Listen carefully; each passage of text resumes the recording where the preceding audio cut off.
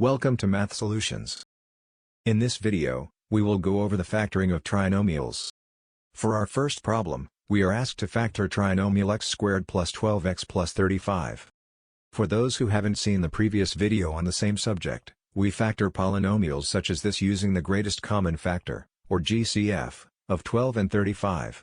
We need a pair of factors that add up to 12. When listing each factor pair, we can see that 35 has 5 and 7 as a factor pair. These numbers also add up to 12, making them our ideal pair. This means the fully factored form of this trinomial is x plus 5 times x plus 7. For our next problem, we are asked to factor trinomial x squared, 10x plus 21. Just like before, we must factor 21 to find a factor pair that adds up to 10. We find this in 3 and 7, which multiply into 21 and add up to 10, meeting our requirements. However, because 10 is negative, the factors themselves must be negative to add up to minus 10. This makes our fully factored result x, 3 times x, 7. Thank you for watching this video. Be sure to check out my Patreon at patreon.com/mathsolutionsx.